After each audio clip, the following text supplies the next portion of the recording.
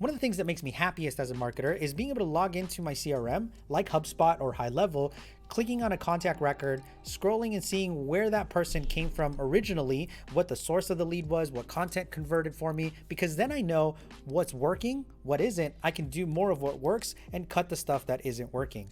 UTM parameters allow you to set up that tracking and collect that data so that you can make better and more informed decisions.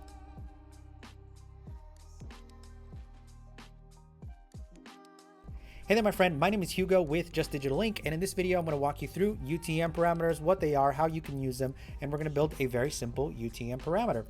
So what is a UTM parameter? I actually don't really know what UTM stands for, but let's Google it.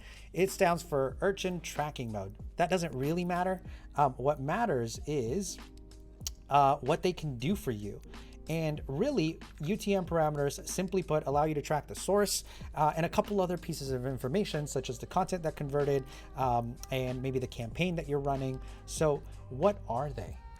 When you do any type of search, or you'll see this in ads, there's a little question mark at the end of the URL. It's really hard to see on my screen, but there's a little question mark at the end of URLs.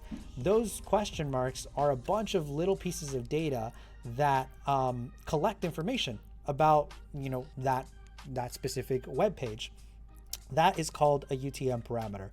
I'll give it to you a little bit more simple. Let's say I'm running traffic to my main website, justdigitallink.com, and I'm sending out an email. So the campaign source is email. So I'm sending out an email newsletter. And in that email newsletter, I have a link again to my website. So I want to track who is converting. This gives me a simple way to build out a UTM parameter. This tells me my website with a question mark, UTM source equals email newsletter, right? And I could get even more specific. So I can say the campaign content would be, let's say today's date, 06/2024 newsletter. Say I'm sending out a newsletter. Actually, let's just do an even more exact date, the 14th, right? So the exact date. So now that I know, now in my CRM, I should be able to collect that if somebody clicks on my website and fills out a form, I know that they came from an email newsletter and they came from the what exact newsletter converted.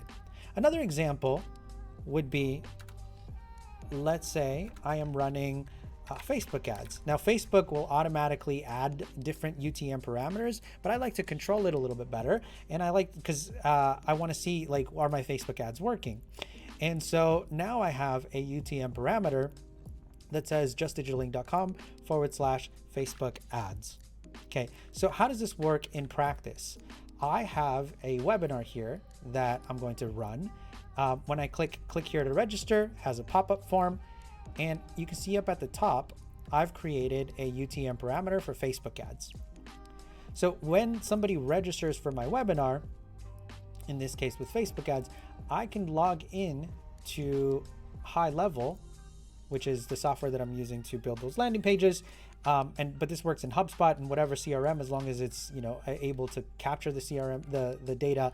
And you can see here UTM source equals Facebook ads. Right? Because I filled out that form using that email. And so then I know, okay, this lead registered for my webinar from Facebook ads. And again, Facebook will automatically add some, and Google will automatically add some sort of tracking, but the concept still remains. So if you're doing any type of blogs or calls to action or different buttons that you want to test, you can get really creative. But I would suggest keeping it simple so that you don't have a bunch of UTM parameters where you don't know where the sources are. The main thing that I focus on tracking is the source. So I want to know, is it SEO? Is it email marketing? Is it paid Google or paid search like Google and Bing? Is it paid social like Facebook ads, LinkedIn ads, and so on? Then I can track the source.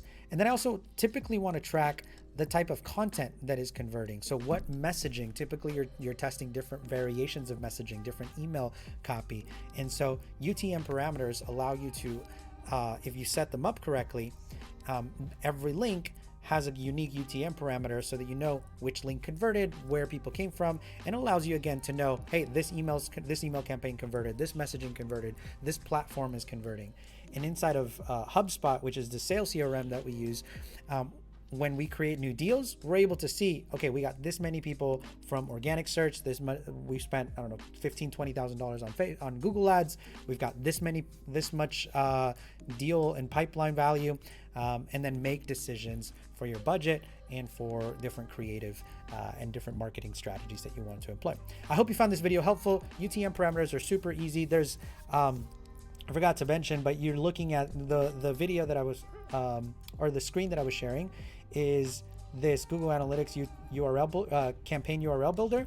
So the way you get there, I just do UTM parameter builder, and it's the first thing that comes up. So it's this campaign URL builder in order to get to that screen that I was using to build out the UTM parameters. Hope you found this video helpful. If you did, would love to hear from you, and I'll see you in the next video.